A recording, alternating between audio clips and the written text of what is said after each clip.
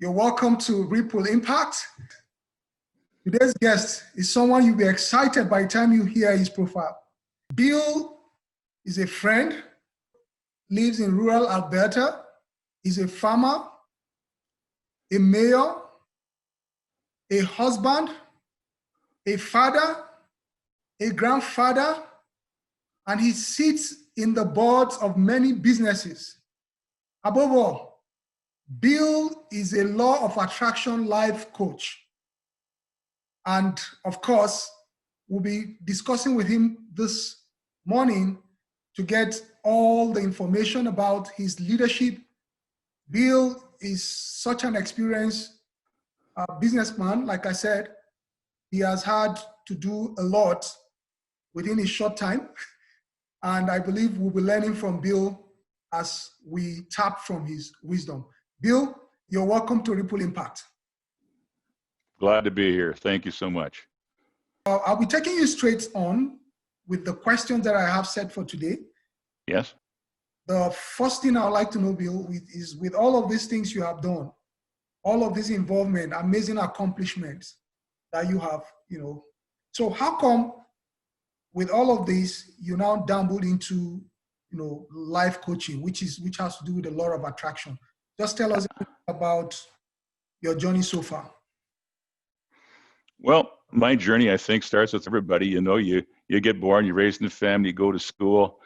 But I always had the desire to, I guess, follow in my father's footsteps. He was in agriculture and things. And so when the opportunity came to buy the farm, my dad's quite a bit older than me. He was over 40 when I was born. So by the time I got to my late teens, 18 or so, he was ready to retire. And I was going to see the world. I was going to go to Australia for a year and be a student on some farms and do some work exchange and that. And he said to me, he says, well, you can do that, but don't expect me to keep this all together while you're gone. And that was when I discovered, well, I know what I want. I want to have a farm like this, maybe when I'm 30 or 40, but I got an opportunity to get it now. So I did, got married and borrowed the money we could. We bought the farm from my dad and we started on our own. And, I was only 21. My wife was 19 by 2 days when we got married and took on the world. Wow, that's quite interesting, Bill. Now, with all of this, when we talk about farm that you have, people might just think you have just maybe an hectare of land or something that you're farming on. But I think I have been privileged to be hosted in your edifice. And as a matter of fact, my mind was blown the first time I visited your farm. I even had to taste from your apples, very sweet. So, Bill, can you just tell us what's the size of the land that you farm on right now? And I know you also live on that land. So what's the size of the land that you live and work from on a daily basis? Well, we have a little better than 6 quarters of land that we own, and we rent a couple other quarters, and that's where we're farming. A quarter is 160 acres, so it adds up. We're 1,000. We were at one time close to 1,800 acres land that we were renting and everything else, but we've downsized a bit since our heyday when we had all that land. But that was when I was partnering with my son-in-law. Now he's taken over the management, and I've stepped back. It gives me more time to be a life coach and be involved working with people like yourself and doing some fun stuff. So that's 960 acres there, and then we rent a couple other quarters of land. So I think we're 12 to 1,300 acres of land that we're farming. Now, not all of it is open. A lot of it, you've seen, a lot of it is bush and still in natural habitat. We really enjoy sharing our place with nature. Yeah. When I visited, while you were taking us on a tour, I could see some bears running across. So I can imagine how, you live, with all of this. So with all the deers and all of that around. Anyway, that's by the way, but at the same time, it's quite interesting. You are very close to nature. And when you are in that environment, my God, you just feel, this peace. And I truly, it's quite, serene and peaceful. Such a nice place to be. I saw that you basically do everything yourself, from the pie, you make your pie, you collect your apples yourself. and most of the things you eat from the house, you eat them, they are all fresh. Yeah. Yes, so they are fresh. We have our backyard groceries. Our groceries. We have a garden, so we have all that. And then, as you said, we have an orchard that's full of apples and Saskatoons. And that was my dad's venture. He got inducted to the Agriculture Hall of Fame for all the work he did with apples and Saskatoons. And yeah, so he was. And well, I recall also that you have over how many species of apples in that your. Well, I don't know what we have now, but when Dad was at the prime with orchard, I think it was 156 different varieties that he had. 156 different varieties of apples. Apples, yes. And wow. some of those he might graft maybe 3, maybe even 4, but often there's two varieties on one tree. Wow. Yeah. So you see, you get a base tree, and then you graft on, and you cut off the new growth that comes from the base, and then these 2 buds turn into branches, and then you can have a yellow apple here and red apples there. Yeah. So all of these apples and the rest of the economic trees that you have in your farm, you supply the grocery stores, or what happened? When Dad was looking after it, yes, he had some that went to the grocery stores, but most of it was you pick. People show up like yourself and bring a few 5-gallon pails and then pick apples and then give them to their friends and make pies and all kinds of things. Yeah. Wow. Yeah. He did it for the pleasure, not so much the commercial thing. This is a venture he took on after he was 65 and retired. Yeah. So he had another, he lived to 93. 93. Yeah, so he pretty well had 30 years of a new life, orchard apples. Yeah. Interesting. So, Bill, what's a day in Bill's life like? Oh my. Well, like everybody else, you get up in the morning, but I'm very lucky because my bed is beside a window that overlooks our place, and when I get out of the bed, I take notice of what's outside. Just take note, especially, well, it's starting to get dark now, but in the summertime, it's, I guess what I'm saying is I wake up with gratitude. Very important. And thankful that I got another day to enjoy. And I usually read. I read a little bit in the morning. I try to do a bit of exercise if I can, also in the morning. And after breakfast, try to be up here in the office around 8 o'clock. Sometimes there's chores to be done, something, help the son-in-law. We have some outside things to do. But, we get ticking and get going around 8 o'clock. Yeah. And my mornings can be, doing interviews with you, working with clients. I know I have a couple sessions that I do every week. I usually try to do some educationals. If there's a webinar or something, I'll try to throw one of those in a week to just learn more, because I realize the more I learn, the more I realize I don't know. That is quite true. There is no limit to learning. We learn on a daily basis. Otherwise, we're inspired. Yeah, yeah. And there's so much you don't know, and the only way you find out what you don't know is to go where you're not been before. So I have a saying that you're the average of the 5 people you hang around with the most. And I'm a firm believer in that. So I'm always looking for interesting people like yourself to be around, to find a different perspective, a different light. I don't think you shared that with your listeners, that both of us belong to GoPro speakers. Right. And that's where I met you. And one of the reasons I joined was the quality of people that were there. I says, I gotta have these people as my friends and get to know them, and it's paid off very well for me. Yeah, that's true. And you know what, Bill, as part of the leadership qualities that you have, you don't feel shy to take on leadership roles. You came into GoPro just within 1 year. You became the president, and you're making a hell lot of a difference right now in GoPro. And I'm truly appreciative of what you're doing, and so are other members. They're appreciative of the fact that you are, piloting like a kind of a change in GoPro. Right now, we have our meetings twice in a month. as opposed to what it used to be once in a month in the past. And it's been very, very informational. We're all learning from it, right? So with what you are doing currently, what would you tell our audience regarding learning? Like you said, learning is something that everyone has to do on a daily basis. Some people might feel, well, I have achieved this. If I look at your record, being sitting in different boards of businesses, owning a farm that is so huge with what you do on a daily basis, you have been a mayor, you have achieved so much, you have been through so much, and you're still learning. There are people who perhaps may achieve certain level of success and they feel where they have arrived and they don't want to even learn further. But look at you, you're humble, still learning, right? So what is your advice for your audience regarding, learning and personal development? Well, I it's like, you work hard to win the race. You win the race, but then you realize, well, that was pretty nice. I want to do it again. The journey, the fun is in the growing, in the accomplishing that, like you talk to people that climb mountains, they climb this mountain, then they want to find another one to climb. And I think if you have that desire to grow and learn, the world is there for you. I mean, it's, in the Bible, it says, ask, you shall receive. And it's pretty well that simple.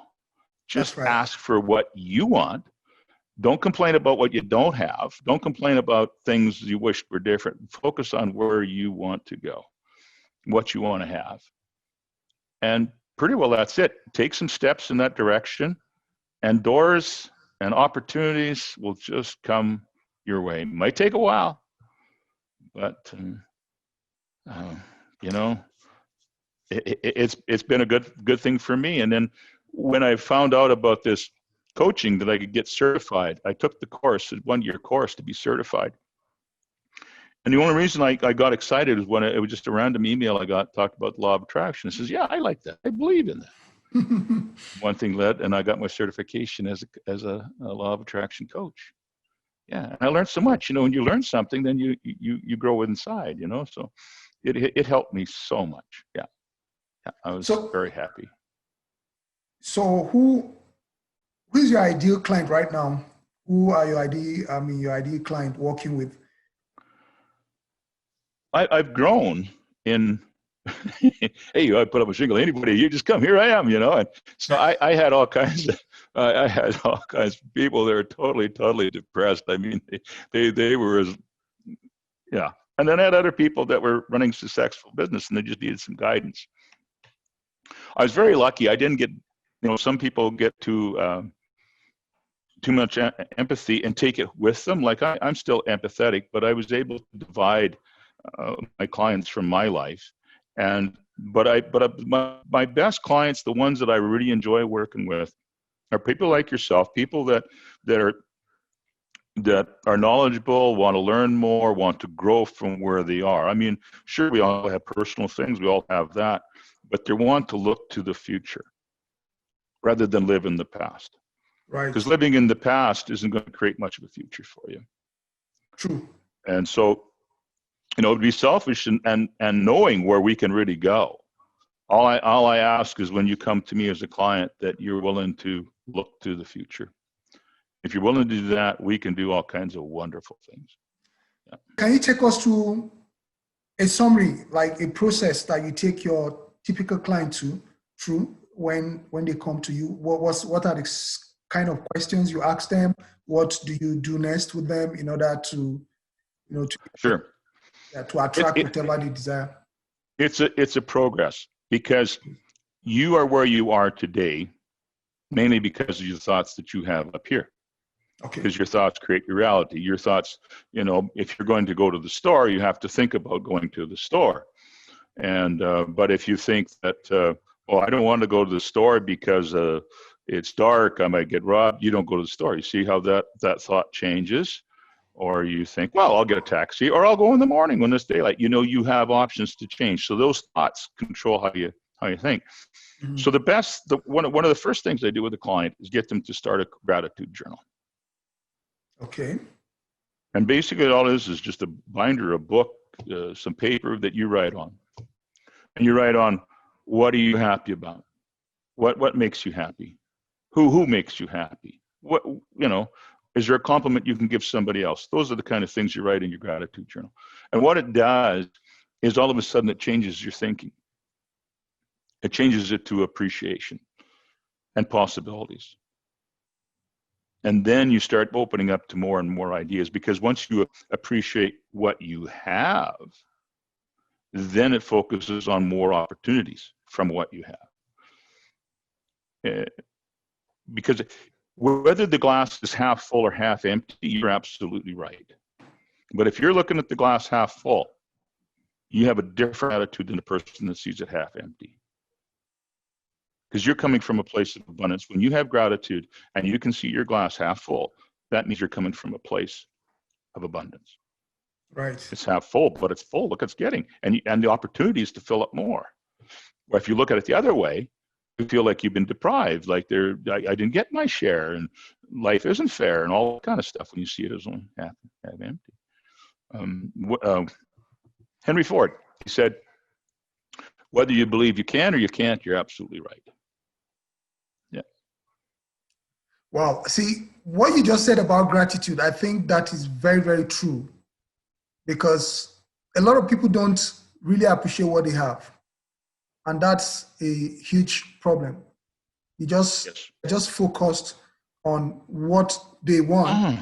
They forget even their own goals. When the world and the universe and God gives them exactly what they asked for, they forget that they asked for that a few months earlier. They just take, oh, that's kind of cool, and they still forget. And you can't forget. When we do our coaching, excuse me, Yeah.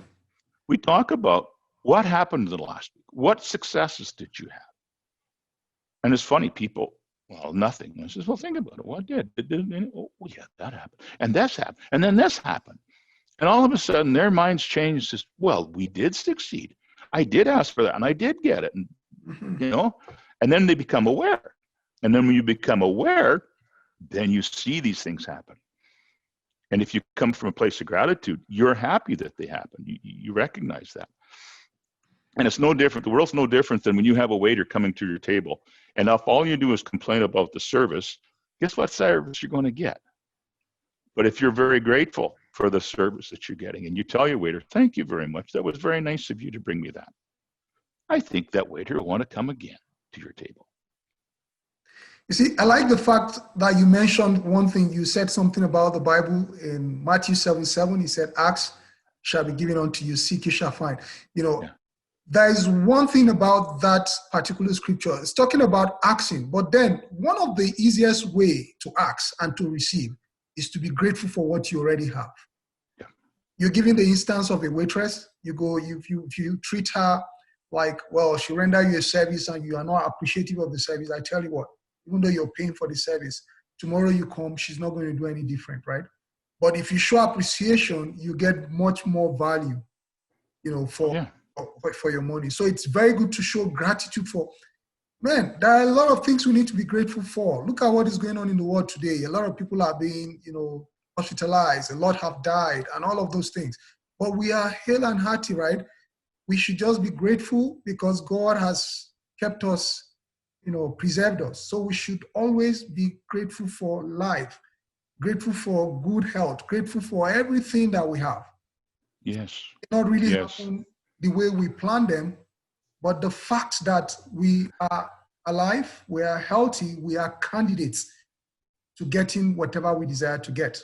Yeah. And you look around at your home, your viewers' home. What do you have?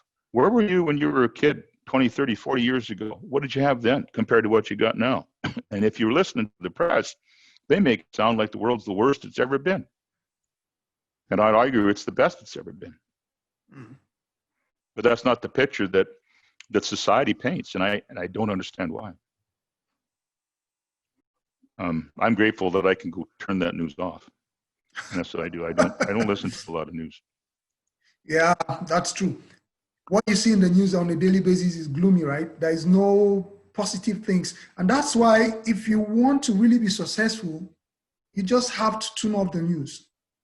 Once you start your day with the news, you're going to have, that day you're going to be troubled, right? But you Yes. start the day positively, like you said, with gratitude, then you set up your goals for that day and work towards and let your mind be engaged as to how to accomplish your goals for the day, rather than thinking about what is going on. The things going Yeah. you have no control whatsoever about them. So focus on the things you have control over Exactly. to continue to achieve Yeah. it. And this is another thing I share with my clients. I ask them, who's the person you can control? Mm. That's the person you focus on. And that's Don't no. Some of my clients wish that their husband was different or their daughter was different or what is different. This person is the one you work on. And then everything else will fall in place. It'd be amazing. Amazing. I can give you a personal story about my wife and I. okay. Now, a marriage changes all the time. We all go through our things and we have up and down. We had a bit of an up and downer. And I was disappointed in that my wife didn't want to spend a lot of time with me, even though I wanted to spend time with her. She was busy and let's go check house. Oh, I'm busy. You go by yourself. Okay. And instead of harping on well, I wish, I just visualized, started thinking, no face, no particular person, but I would say, I got somebody I can share with. Somebody will come with me. I was starting to lay out what I wanted. Mm-hmm. Just put it out there. This is what I want. And then one day it dawned on me, my wife is doing exactly what I had dreamed of. She was coming with me. She said, let's go for a walk. I said, yeah, that's a good idea. Let's play cards together. That's a good idea. It was a simple little things. And then I might have changed. Like I started helping out. I started vacuuming. I started cleaning the house, doing things. And it all fit. And all it was I put it out there. And it was here. I didn't go find somebody else. No, it was here all the time. What happened? All I did was ask and look for opportunities to have it happen. Yeah. I'm full of stories that has happened for us and our family, and our kids. They've grasped onto this law of attraction too, and they're doing well in their lives. Yeah, Powerful, absolutely revealing and strong thing to do. Like the part of asking, it's something that we always take for granted. Like I said in my book, the person you are afraid to ask of a favor might just be waiting for you to ask. So we should always take advantage of opportunities we have to ask for help when we can. I also said most people are unable to ask, not because they are even afraid of the feedback they will get, but because of pride. They find it to bring themselves. Yeah, or they think that I couldn't. No, they wouldn't do that or whatever. You don't know what they're going to do or who was going to do unless you do ask. When we were doing the farm and we had the kids involved, we'd have family meetings and we'd have the teenagers and the little kids. Our family spread. We have 4 children and there's 12 years difference in them. And we'd get them all together and we'd have a family meeting and everybody'd get to 5 or 10 minutes, 10 minutes, you'd say, what do you want? What do you see happening? How does it fit on the farm? And we solved all kinds of wonderful things. We ended up, the kids wanted to get a new place and they brought it up and Carol says, why don't we move and we'll build a house, and they move in. But it was that discussion that happened. They got what they wanted. We got what we wanted. But we never had that communication. We never had that talk to find out their needs. And by having that little meeting and just asking, what would you like? They told us. And it fell in place for what we were going to wanted to do. But without that conversation, that would never have happened. And all it was again, asking, what do you want? Yeah. Absolutely true. We sometimes take for granted our kids, that they have a life to that they may need certain things. We just feel in most cases let's just get them to what we want, but they also have that, they have that feelings that, well, this is what I would like and all of that. And a little bit of conversation could, align everyone's interest and, cause us to move ahead. Oh, Yeah. yes. Our youngest boy, I just couldn't figure out what he was up to. And so I asked him, do you got a plan? He said, sure, I got a plan. Can you share your plan with me? And he did. And I was happy. Oh, you got a plan? Good. Okay, now I know why you're doing all this stuff. Interesting. And then as a father, I can give him guidance. You're talking about this. Well, I just found out so-and-so wants to sell something or do something that fits in line with you. Oh, great, But again, if I didn't ask about a plan of what his future was, he wouldn't have shared it with me. And I would have been frustrated because what my vision was, of course, different than his, but I didn't know what his was. He had a good path. He had a good plan. And it's going to take him somewhere where he wants to go. Yeah. But I didn't know. I asked. Well, right now, I just want to find out from you quickly, what is it? What does it feel like being a pilot? What are the, because a lot of people see pilots as people who can take risks, who have those, it's not easy flying, being on the sky every now and then. So what was it like for you, Bill, being a pilot? It was just one of those dreams I had. I thought being a pilot would be pretty cool. I always admired people that were pilots. And so the opportunity came. Neighboring town, the mechanic there was teaching pilot lessons. He had a small little plane. Price was right. So I just signed up and got my license. It was pretty well that simple. Yeah. And I think it was Carol that found it because she knew I'd be interested in flying. I said, But there again, I'd shared my wish with her. She's seen it in the paper and she said, look what they're doing. They're out of Westlock. And I made a phone call. And out of that, I got my license. Yes. I'm not flying right now. This is 22 years ago. The fellow, he ended up moving and he sold his plane and he's gone. But I got my license and I flew and I did that. What was going through your mind the first time you flew on your own? What was going through your mind? Wow. Yeah, that was cool. That was cool. Yeah. I'm in control of this, and when you grow up as a kid, you always picture God peering out behind the cloud and looking down at you. And I'm thinking, hey, I'm up here with God and I can look down and see things. And it was just a different perspective. You were totally free. Yeah, you're in a world, a separate world from everybody else.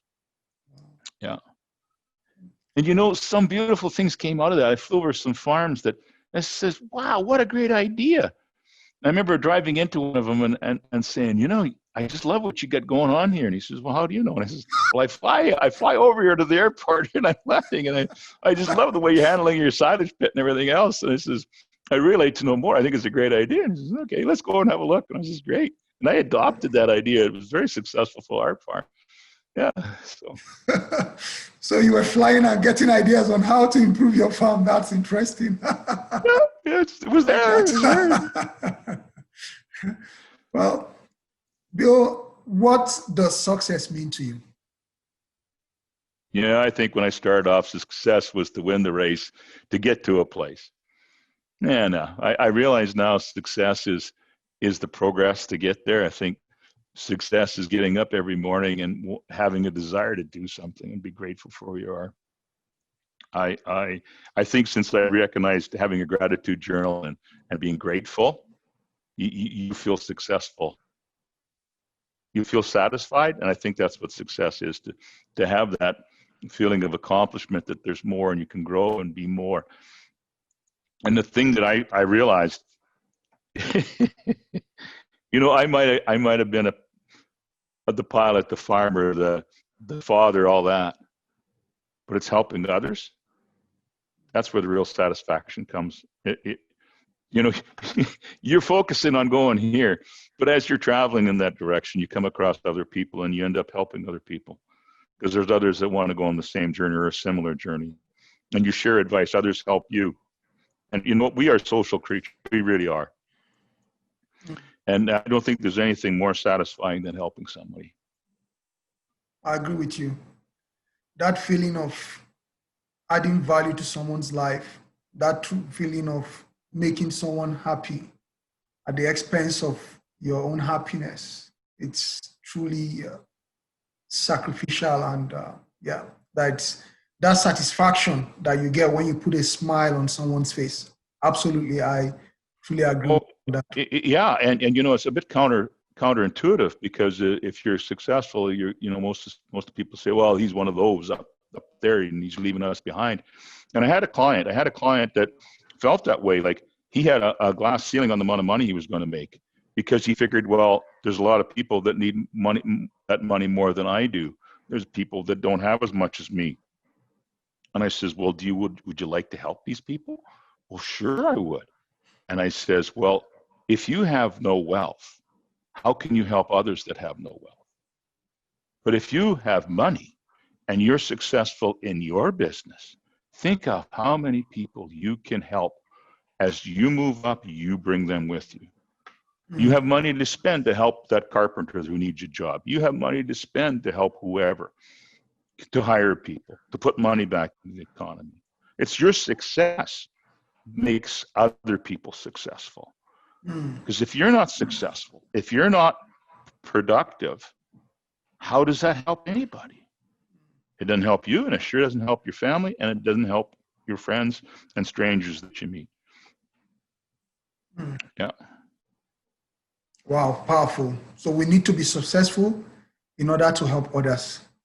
Well, yeah. Drowning, Whether it's financial advice, whatever it is, I mean, you don't know how many people are looking up to you. As I've gotten older, I've had people come up to me 20 years after we've had an interaction and say something to me. He says, you might not know this, Bill, but you said something or did something that changed my life. I didn't do it to change their life. I did it because I am heading somewhere. I have an idea and I shared it. Inspiration, whatever it was. They needed some help and it just happened to come. Because I was able, I mean, I have a full cup. I have a cup full. You need a pen? Here's a pen. But if I've got no pens, in my cup, I can't help you. So true. So I tell people, don't feel that you're being greedy. Don't feel that you're not worthy because you're higher than somebody else. No, the higher and faster you can grow, the more you can bring up others. Yeah. Wow. Bill, I know you have a project you're working on right now that is also very dear to your heart. And as part of what you do, helping people out, you're putting in a book together. I don't know if you want to share with us a little bit about the book you're writing, when to expect the book out in the stores. Well, the book's title get changed, but it's The Power of the Mind. Use it for good. And the term use it for good not only means use it for the right stuff to help others, but use it for the good of your rest of your life. Use it for good is from the rest of your life. And just like your book talks about different aspects, different things you can do. That's what my book's about. Wow. Yeah, I'm having fun putting that book together. Yeah. Interesting. So what would be your advice for our viewers right now? In one word, what would you say to our viewers in order for them to begin to live a life of their dream? When you were born, all of us were born with internal joy. The angelic joy that we were all given at birth. Babies smile, babies are happy. There's an internal joy that we all have. And that joy is always there. And all I say is you find it. That joy is where the gratitude comes from. That joy comes and you see the good in things. That joy, the joy inside sees that glass half full. Find the internal joy. You have it in you. You're born with it. Our society's forgotten about it, and we're looking at joy from happiness comes from material things, from all that kind of stuff. That's in here. True word of wisdom. Thank you so much, Bill, for You're welcome. having you in this show. I believe our viewers have truly had a very good time getting information from all that you have said. And I hope that every one of them will apply some of the things that they have heard. If not everything, but some of the things they have heard in order to find that joy and that happiness in lives. And Bill, so if someone wants to reach you for a life coaching session, where can lifecoachbill.ca. Lifecoachbill.ca. And .com.ca. I'm the Canadian. Lifecoachbill.ca. Reach me there. Thank you so much, Bill, and I hope to have you again another time on this show. Have a wonderful day. Thank you so much. It's been a pleasure. Bye. Thank you, Graham.